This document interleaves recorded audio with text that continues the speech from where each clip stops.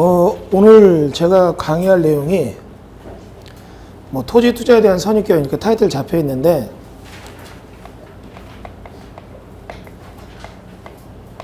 과소 토지의 반란 이렇게 부제를 좀 올릴게요. 이 과소 토지라는 게 뭐냐면 너무나 작은 땅인데 이러한 작은 땅이 인접지에 있는 거대 토지를 쥐고 흔들어요. 그래서 이렇게 되는 것이 실제로 가능한가? 이 부분에 대한 거를 좀 살펴볼게요. 근데 그런 현상이 나오는 것들이 기본적으로 부동산에 관련된 공법적 질서에 바탕을 두고 있습니다. 이 공법적 질서에 바탕을 둔다는 건 뭐냐면 그에 필요한 행위 제한을 두고 있고 이 행위 제한의 축에 맞춰서 토지 이용에 제한을 받아요. A가 있고 B가 있는데 B가 가진 건 이 땅이고 A가 가진 건 이 땅이에요. 근데 하나 더 얘기해 볼까요? 현장에 가서 보니까 도로가 이렇게 나 있어요. 그러면 A가 가진 이 땅은 도로에 접해 있고 B가 가진 땅은 맹지죠. 그럼 여러분 볼 때 요게 예를 들어서 한 200평 된다. 그리고 요 땅은 한 5평 된다. A가 볼 때 B는 허접해요. 전혀 B랑 얘기할 필요가 없죠. 거꾸로 B는 자기 땅은 맹지고 쓸모가 없어요.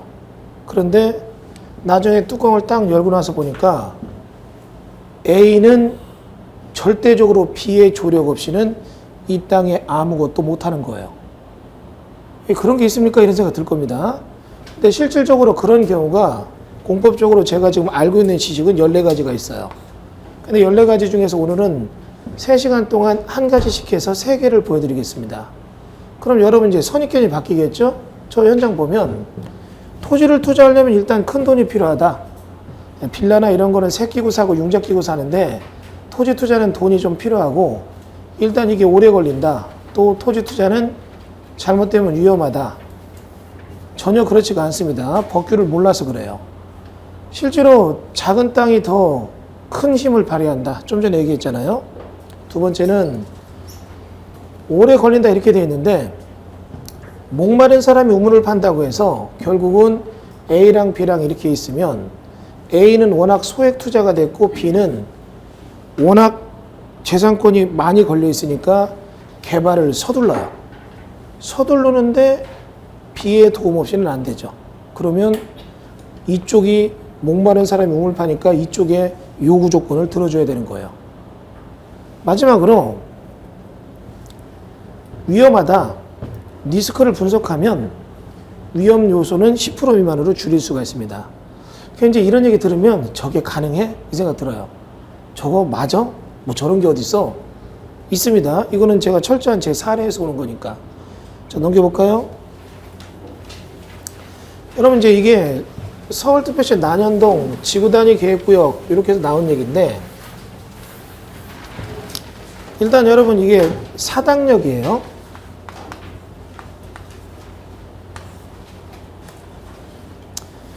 여러분 여기 보면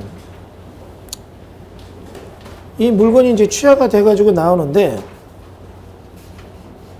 지금 보시는 바와 같이 이 물건이 경매가 나왔어요. 조금 내용을 좀 자세히 보여드릴까요? 예. 여기 보이는 것 같이 이렇게 해서 이 물건입니다. 사당역 상권은 여러분 아시다시피 이쪽과 여기는 조금 떨어지죠. 이쪽. 이 두 군데 상권이 굉장히 집중되어 있어요. 이제 이쪽으로 오면 과천 쪽 넘어오는 데고 이쪽은 한강 쪽으로 가는 데고 그러면 이쪽은 굉장히 상권이 살았고 다음은 여기가 상권이 살았는데 여러분 지금 보시는 바와 같이 경매가 나온 물건이 이 땅이 경매가 나온 거예요. 이렇게요. 길게. 여기 보시는 바와 같이 이렇게 해서 길게 나온 땅이죠. 이 땅이 이제 여기 이렇게 길게 경매가 나왔는데 예. 토지용계획 확인원을 봤습니다. 보니까 뭐라고 되어 있냐면 지구단위 계획구역이라고 되어 있고 지금 여기 있는 이 땅이 경매 나온 거예요. 자, 그럼 생각을 한번 해보겠습니다. 법지죠, 법지. 땅이 이렇게 있는데 도로가 있고 이렇게 해서 축대가 이렇게 있고 이쪽은 여기 또 도로가 있어요. 현장 가서 단면들을 보면 건물이 이렇게 지어져 있고 여기가 1층 올라가니까 2층이 있는데 2층의 일부가 여기다 철판을 대고 이렇게 쓰는 거예요. 요 땅인데 위에서 내려다보면 법으로 존재해요. 그러나 실익이 없는 땅이라고 해서 이걸 법지라고 하죠. 들어보셨죠? 그러면 여러분 이렇게 해서 법지가 길게 돼 있는 요 땅이 지금 경매가 나온 거예요. 여쭤보겠습니다. 여러분 요 땅이 이제 취하는 됐지만 취하된 것도 급한 쪽에서 그냥 다 사갔어요. 여러분 저 땅이 4억이라면 저런 땅 4억에 여러분 투자하시겠습니까? 하시겠어요? 오늘 저를 처음 봐서 잘 모르시죠? 제가 누군지 잘 모르실 것 같은데 어쨌거나 저에 대해서 알아보고 저 정도 믿을만해. 야 저거 조금 해보자. 그래가지고 여러분이 만약에 이런 땅, 요 축대 땅 위에서 내려다 보니까 옛날에 이렇게 길게 돼 있는 땅, 요 땅 도로가 이렇게 있는데 이쪽 도로가 있고 이 땅들이 이렇게 분할돼서 여기는 이렇게 해서 건물 지어서 쓰고 이 땅이 경매 나왔다고요. 4억이 나왔습니다. 여러분 만약에 이런 땅을 투자하면 투자하시겠어요? 안 하시겠어요? 답변이 없죠? 안 합니다. 솔직히 얘기해도 돼요. 오자마자 저 사람 사기치려고 그래 이런 생각 들죠. 뭐 우리가 아주 호구로 보여 오자마자 말도 안 되는 소리 하면서 사기치려고 해 이 생각 들 겁니다. 저런 땅 투자라고 하면 안 해요. 그죠? 무조건 믿고 투자하세요. 안 합니다. 근데 여기 보면 토지연계획확인원에 재밌는 표현이 써 있어요. 지구단위 계획구역 이런 표현이 써 있죠? 예. 그리고 용도지역은 일반상업지역 이런 얘기가 써 있어요. 그러면 이제 여기서부터 여러분 1시간 동안 이 물건이 왜 좋은가 설명하기 위한 기본적인 공법 공부 좀 해볼게요. 여러분 모든 땅은 용도지역이라는 게 있습니다. 혹시 여러분 용도지역이 뭔지 아세요? 용도지역 들어보셨어요? 용도지역이라는 개념이 있죠. 뭐 주거지역, 상업지역 들어보셨잖아요. 그럼 용도지역이 무슨 뜻입니까? 왜 용도지역이 존재합니까? 설명을 좀 드려볼게요. 법은 부동산 공법이란 체제에서는 행위 제한을 목적으로 해요. 그럼 왜 공법이 행위 제한을 하는가? 이걸 생각해 볼게요. 쉽게 풀어봅니다. 사익이라는 게 있다면 모든 사람들은 사익에 극대화를 해요. 그리고 이런 사익을 지키기 위해서 존재하는 건 공법이 아니라 민법이에요. 강가가 이렇게 있고 강가 옆에 도로가 있습니다. 이 도로에 4필지의 땅이 있어요. 여기는 도로, 여기는 하천. A, B, C, D는 민법만 존재한다면 자기 땅에 누가 침범만 안 하고 자기 마음대로 쓰는 거예요. 그리고 자기 사익의 극대화를 노력합니다. 그리고 그 사익의 추구는 개인별로 달라요. A가 나이가 60이 돼가는 노부부예요. 그래가지고 이들은 자기 땅에다 사익의 극대화를 위해서 뭐를 했냐면 전원주택을 멋지게 지어서 부부가 황금의 노년을 보내요. 최대한의 사익이 극대화가 됐고 아주 만족스럽습니다. 그런데 다시 이쪽에 D라고 하는 사람이 건물을 지어요. 근데 건물을 지었는데 이 사람이 여기서 하는 게 뭐냐면 도축장이에요. 그래가지고 맨날 소가 끌려와요. 그래가지고 소 잡는 일을 진행되면 여러분 도축장 옆에 안 가보셨죠? 전기를 탁 잡을 때 탁 소리 납니다. 그리고 조금 있으면 소가 딱 넘어질 때 예전에는 해마로 머리를 쳐서 잡았지만 요즘은 그렇게 앉아서 탁 넘어질 때 머리가 깨지면 천에 이제 피가 흘러 이렇게 해요. 씻어내니까 예. 불쾌하죠. 소 타는 냄새도 싫고 소 울음소리도 싫고 핏물 흐르는 것도 싫고 그러더니 갑자기 C가 여기다 건물을 져요.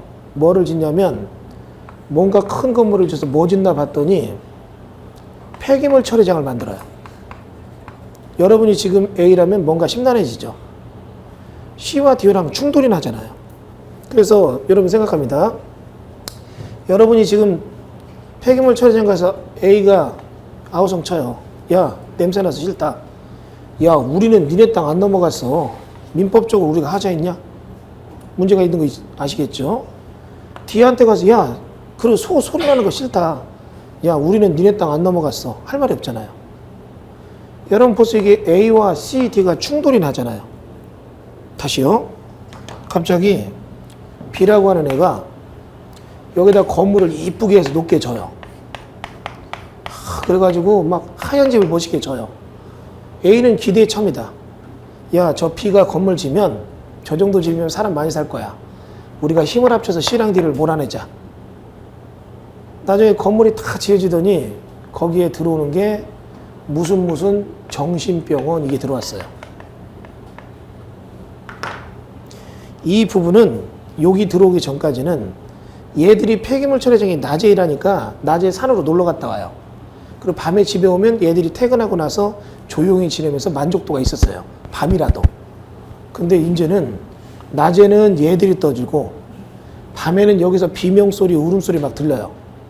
어떤 때는 저녁에 나가서 앉아있는데 옥상에서 소복이 있는 여자가 울면서 날 쳐다봐요. 여러분 지금 뭔가 꼬인 거 보이시죠? 각각의 사익의 극대화를 위해서 이용을 했지만 굉장한 혼란이 나오고 있잖아요. 상황 이해돼요? 그럼 법은 생각합니다. 이런 충돌에서 혼란이 있다면 이거를 정리하기 위해서 토지에 대해서 용도지역을 둬요. 그리고 용도지역을 둬서 공법이라는 것이 행위제한을 합니다. 너 집 지려고 했어? 여기 주거지역이야. 여기다 집 져. 너 공장 지려고 했어? 여기 공업지역이야. 여기다 공장 져. 너 여기다가 지금 이런 거 하려고 했어? 요건 녹지지역이야. 의료시설은 그쪽으로 가. 이런 식으로 딱딱 구획 정리를 해버리면 자기 땅에서 그거 원하는 사람끼리 모이니까 충돌이 없잖아요. 여기까지 이해되시죠? 이게 용도지역이에요. 개념 잡으셨죠? 여러분 이제 기본적으로 딱 보니까 여기 지금 뭐 중개업 하시는 분들보다는 일반 투자하는 일반인들이 많이 왔다고 해서 강의를 조금 평이하게 설명합니다. 그럼 여러분 이제 용도지역이라는 게 등장을 해서 용도지역에 맞는 행위제한이 시작돼요. 그러면 사익의 극대화가 일어나서 이런 혼란이 되는 것을 차단하죠. 그럼 용도지역별로 본인이 하고 싶은 것끼리 모일 수밖에 없는 게 행위제한을 하니까. 나 여기다 공장하고 싶어. 안 됩니다. 당신의 땅은 주거지역입니다. 안 됩니다. 당신의 땅은 상업지역입니다. 나 여기다 모텔 짓고 싶어. 안 됩니다. 당신의 땅은 여기가 지금 관리지역입니다. 이런 식으로 용도적 행위제한을 하는 거예요. 이해되셨죠? 여러분 머릿속에 기억하세요. 누군가 여러분에게 용도지역을 물어보면 이렇게 얘기하세요. 이거는 건축 허가의 기준이다. 감 잡으셨어요? 다시요. 여러분 여기 땅이 있는데 이 땅에다 내가 지금 음식점 짓고 싶다. 용도지역 보면 돼요. 생산관리지역이다. 음식점 못 져. 거기 저 자연녹지야. 그러면 용도지역 인정했어요. 음식점 짓는 거예요. 용도지역별로 국계법에서 법에서 공법에서 짓고 못 짓고를 정해놔요. 여기가 상업지역이면 질 수 있는 건 요거. 그럼 요거 외에는 못 져요. 그럼 여러분이 자꾸 지려고 하는 게 뭐냐니까 이제 예를 들어서 여기서 지려고 하는 게 저기 위락시설이에요. 위락시설인데 지려고 보니까 이게 준주거지역이고 준주거지역에서 질 수 있는 법규를 보니까 위락시설이 없어요. 그럼 못 짓는 거예요. 이해되셨죠? 다시요. 내가 이 땅이 100평인데 요 100평짜리 땅에다 50평짜리 건물 짓고 싶습니다. 그러면 용도지역 보면 돼요. 용도지역에 건폐율 용적률이 있어요. 건폐율이 30%다. 뭐 행위제한이 50%다. 당신의 땅은 자연녹지라 건폐율 20%입니다. 50평 못 짓습니다. 법이 딱 잘라는 거예요. 머릿속에 용도적 개념 잡으셨죠? 머릿속에 이제 투자에 대한 얘기에 저거는 좀 이따 하더라도 일단 이 빙산의 일각을 이루는 요거를 잡기 위해서는 하의를 알아야 되잖아요.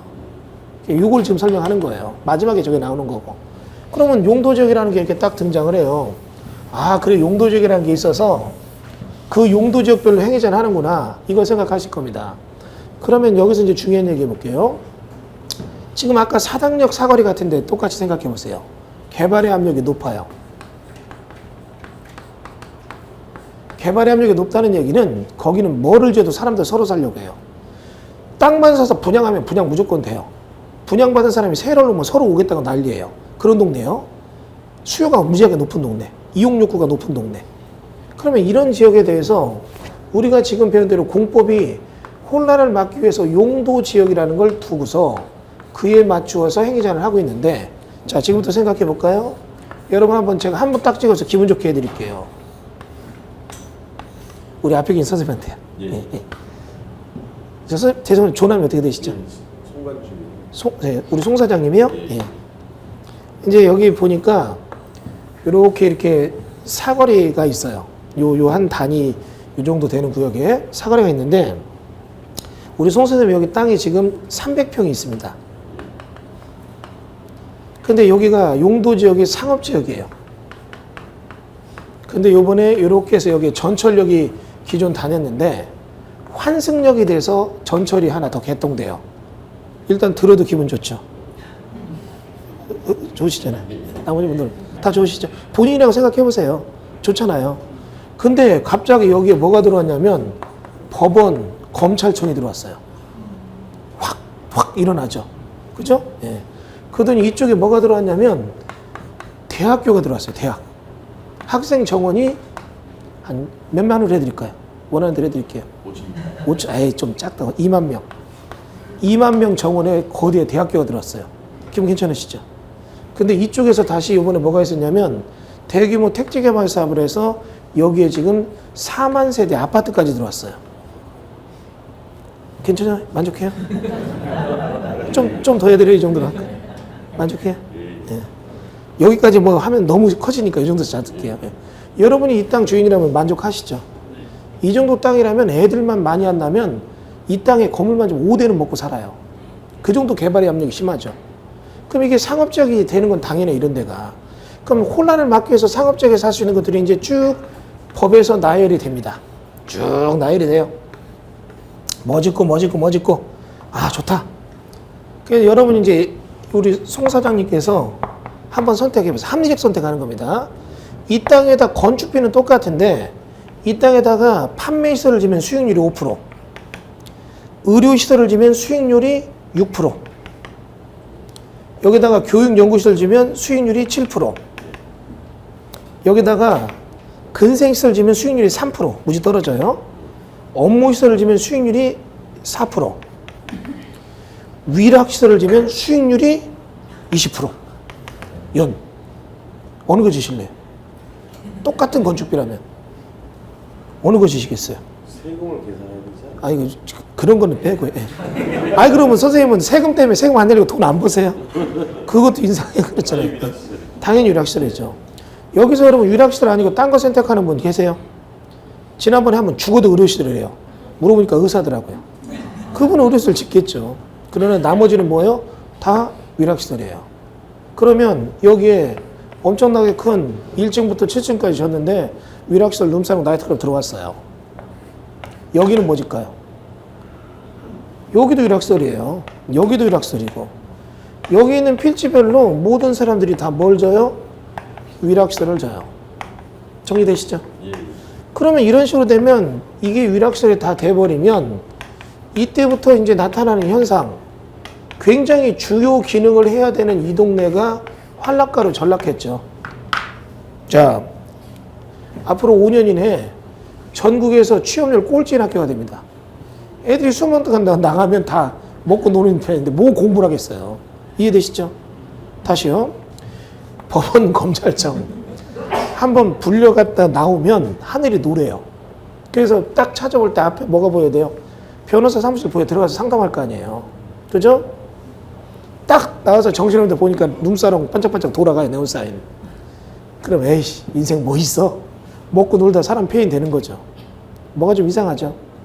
제일 문제는 이 동네예요. 4만 세대 아파트. 아파트가 쭉 있는데 아파트 15층에 있는 애가 공부하다 밖을 내다보면 그 밤에 반짝반짝해요. 그죠? 예. 그리고 여기 보면 15층 맞은편에 15층짜리 빌딩이 있는데 13층에 해필이면 러시아 룸 가유점이 있어요. 간판을 크게 해놨는데 해안가에서 러시아 아가씨가 옆으로 비키니만 입고 누워서 윙크를 하고 있어요. 얘는 어렸을 때부터 고여자만 보면 잘했어요. 이렇게. 유일한 사랑이에요. 걔. 그래서 고3에 대해서 공부를 열심히 하고 있었고 내가 합격하고 나면 러시아로 저 여자를 찾으러 갈 거야. 마음을 먹고 있어요. 근데 시험 보기 한 달 전에 갑자기 가게가 팔려서 러시아룸 가요점이 없어지고 무슨 가라오케 반짝반짝 뭐 이렇게 바뀌었어요. 예, 생각합니다. 그녀가 왜 날 버리고 떠났을까? 고민하죠.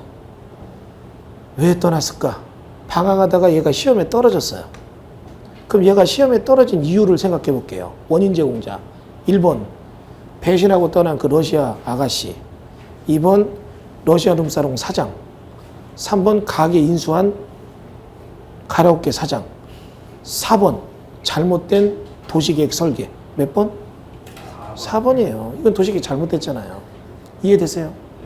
개발압력이 높은 데서는 용도 지역이라는 걸 두어서 그에 맞춘 행위 제한을 해도 그 개발 욕구를 다 못 따라가게 되면 또 다른 혼란이 나오더란 얘기예요.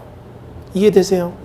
맨 처음 얘기랑 지금 얘기랑 이제 순차적으로 풀려가죠. 그러면 법은 이거 안 되겠다. 가만히 있어봐. 이거 안 되겠어. 안 되겠어. 잠깐 정리 좀 하자. 여기를 하나의 지구를 단위로 해서 계획을 세워버려요. 그게 뭐다? 지구 단위 계획 구역이라는 개념이 되죠. 그러면 지구 단위 계획 구역 안에서는 지구 단위 계획이 딱 들어갑니다. 그래서 어떻게 세우느냐? 야, 이거 봐. 너희들 잠깐만 다 가만히 있어봐. 야, 너 상업지역 용도적 가만히 있어. 비켜봐. 나 지구 단위 계획이야. 내가 좀 생각 좀 해볼게. 지금 보니까 여기가 법원감찰자가 밑에 여기 필지는 이렇게 해서 지금 나눠져 있는데 여기서 짓게 되는 건축물들은 다른 거 다 필요 없어. 법원감찰장 앞에는 업무시설이 필요해.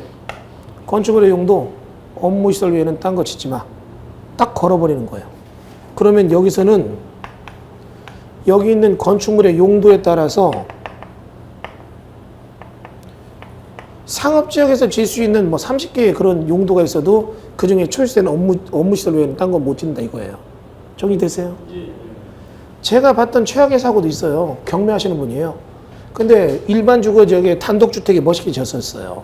그래가지고 한정식집 찾는 손님이 있으니까 이거를 경매를 받아준 거예요, 직원이.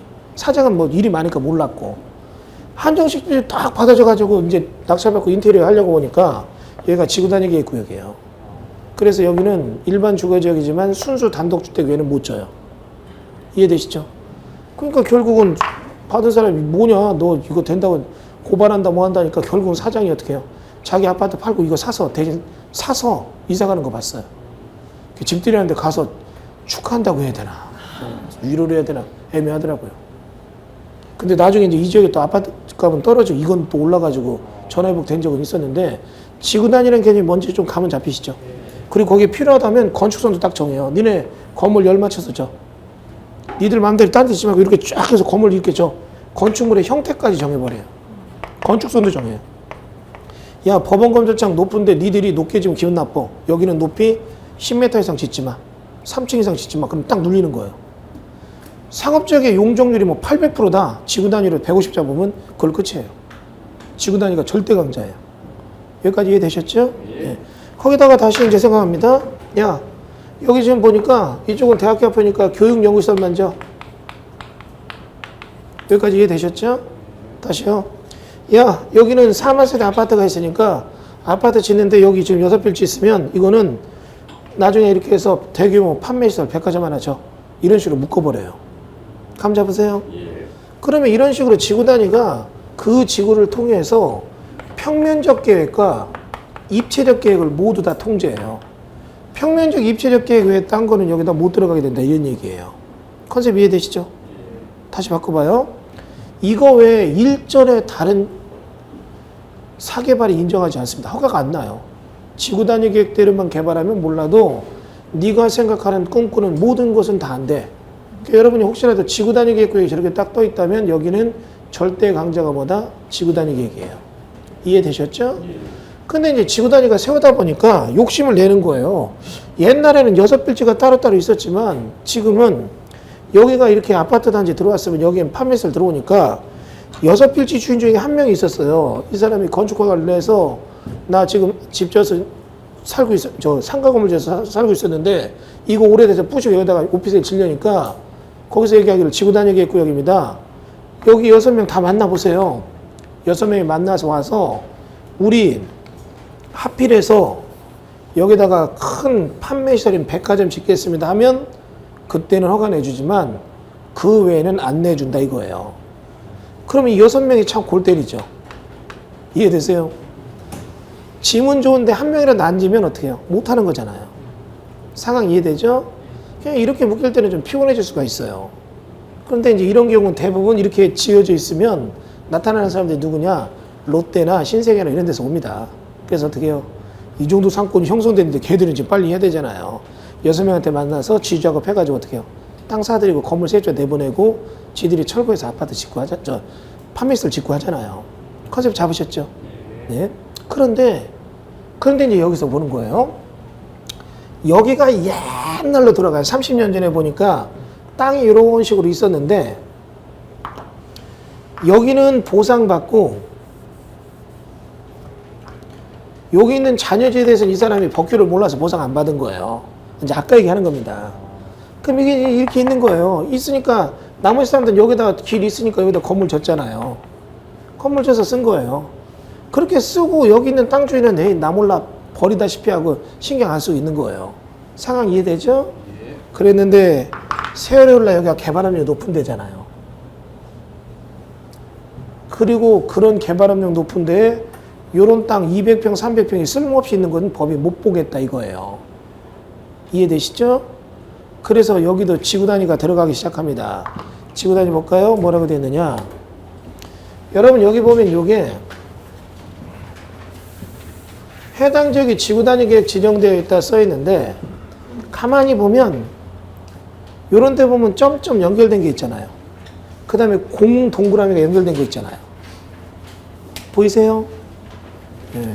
카메라가 좀 클로즈업 할 수 있으면 해주시고 여기도 이렇게 점점점점점 많이 연결된 게 있잖아요. 보면 이겁니다. 간단해요. 무슨 얘기냐면 지구단위를 수립하는 사람이 가만히 보니까 여기 두 개는 같이 묶어서 지면 참 좋겠는데 근데 따로 줘도 괜찮겠다. 그러면 이런 식으로 지구단위를 세워요.